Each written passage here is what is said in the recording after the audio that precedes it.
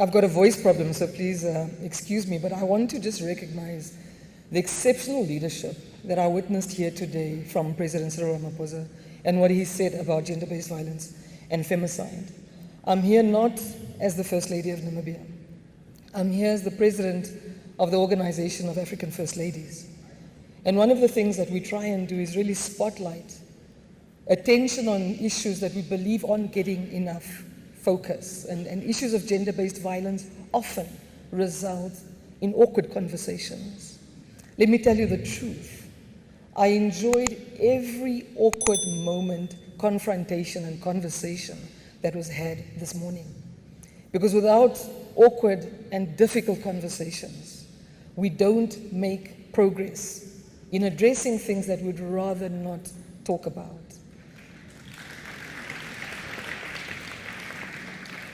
So it's a great honor to be able to deliver these short remarks at the Presidential Summit on Gender-Based Violence and Femicide. Because in theory, we're all against gender-based violence, but in practice, we're not. The home is meant to be the ultimate safe space, but in reality, it's the most dangerous place. We all saw the statistic today. You are more likely to be raped in your own home than in a public open space. We need to reflect on that. Our homes are not safe. We talk about ILO Convention to prevent violence and harassment at work because our workplaces are not safe. Schools are not safe. Churches are not safe. Where will women be safe? We saw the statistics, and it's not just South Africa. It's somebody was telling me Namibia is much better. I don't think so, because I think in the world women aren't safe.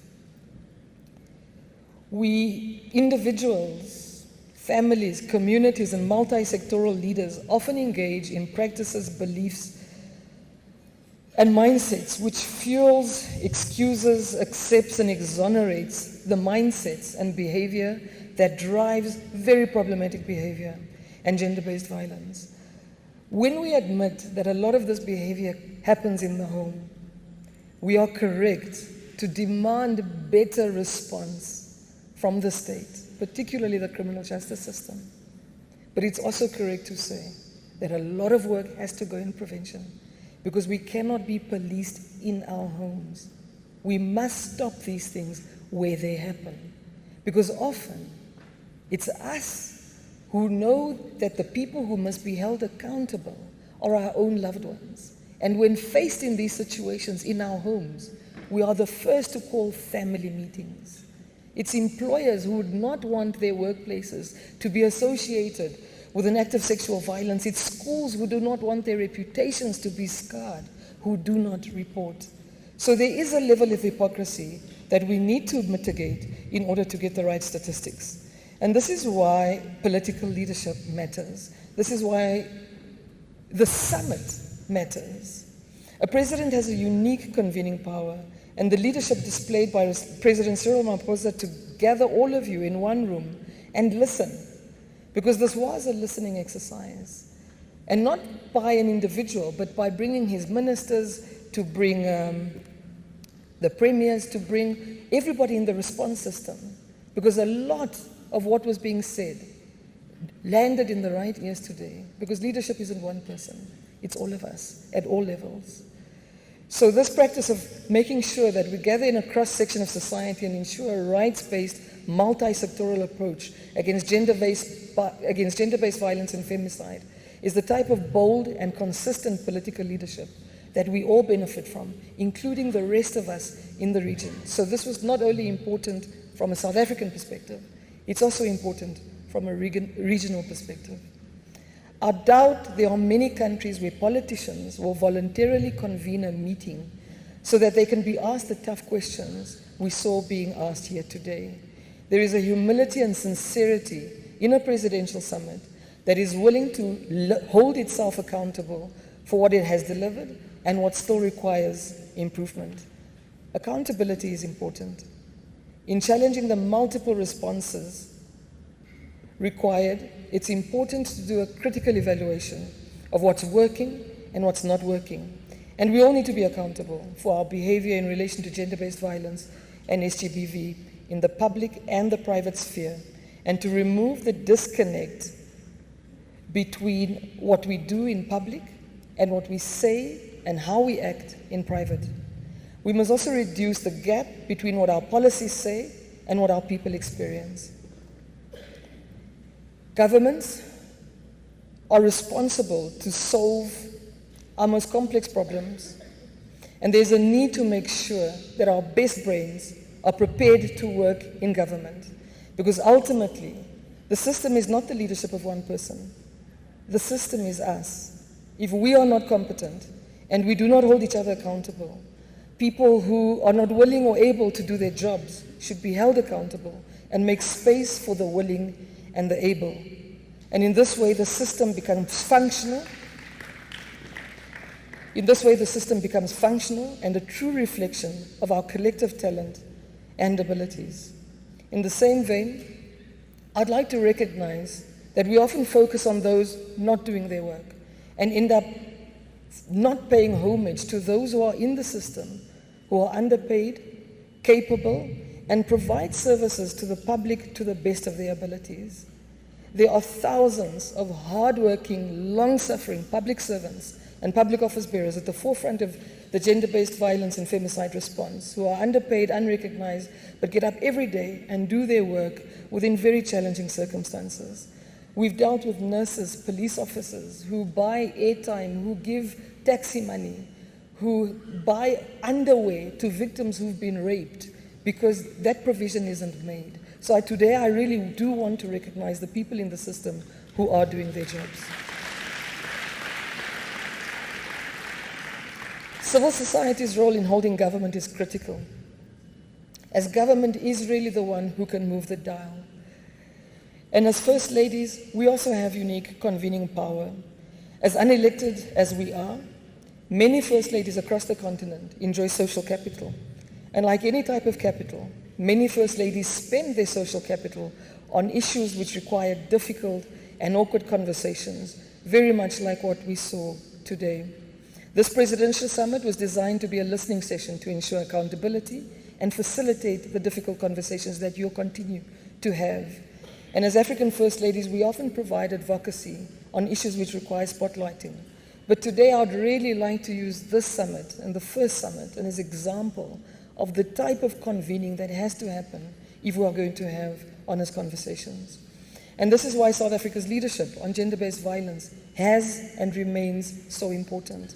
The Organization of African First Ladies has witnessed firsthand what consistency means and what awkward conversation looks like.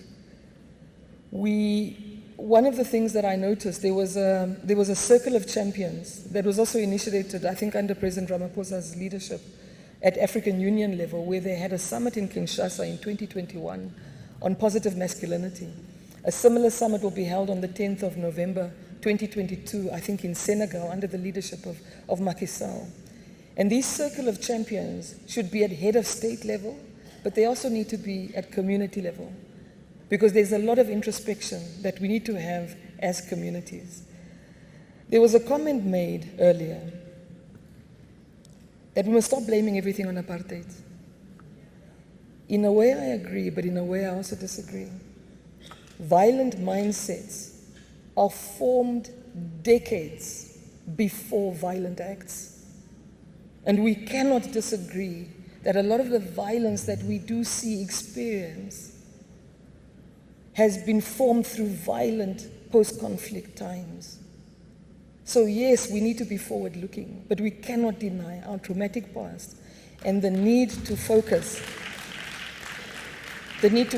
on healing, the need to focus on mental health, because that's an issue that's not discussed well enough when we speak about gender-based violence. And to fix the woundedness and the brokenness that we experience as a society. Another thing that I would like to just point out that I picked up at some point that I felt I needed to say something about is prejudice loves company. And we know it from apartheid. Apartheid was as sexist as it was racist. And when we talk about gender-based violence and right-based, we must talk about it from the perspective of not having prejudice.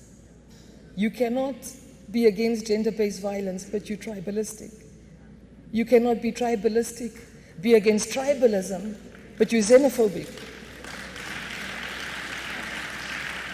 You cannot be against xenophobia, but you are homophobic.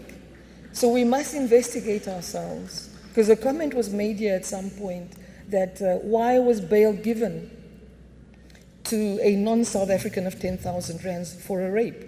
Why should bail be given for anybody, if that's the case? The law should apply to everybody. Rape is offensive and it hurts from a generational perspective, regardless of who the rapist is. The video clip played today put a face to statistics and made me wonder whether we prefer to see the faces of women who've been killed in order to show empathy. Because often, when women are being abused, raped, and report their ordeals, they are subjected to victim blaming and gaslighting. Do we want to first see them on these videos before we believe them? And it's us who victim blame. It's us who gaslight. And the only way we can honor the thousands of women who've lost their lives to femicide is to provide the necessary support to women who continue to suffer trauma at the hands of abusive men, abusive families, abusive societies, and then suffer secondary trauma in criminal justice systems that tend to be abusive towards women. Violence is a form of communication, and we must enable more constructive forms of communication. And at the core of this is rebuilding a society where we recognize each other's humanity. And when we say we recognize each other's humanity, I'll be finished now, thank you, and rebuilding our societies, it's also saying to each other, if we're speaking against gender-based violence, we must speak against violence in general. Gender-based violence does not exist within a vacuum. It exists within a society that is generally violent. Men are the biggest victims of violence. A man in this country is much more likely to be killed or assaulted by another man. So men are actually the biggest victims of violence. So gender-based violence is high because the same man who's willing to kill another man because he offended him, what do you think he'll do to his partner in his home? So I really want to end by saying, as an organization of African First Ladies, we are with you. This is not just a South African issue. The summit is not just important from a South African perspective.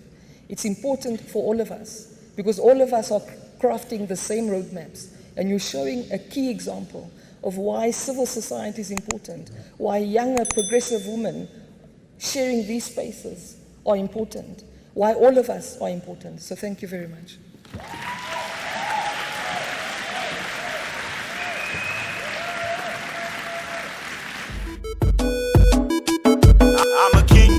Yes, I'm a king, go. I'm a king, go.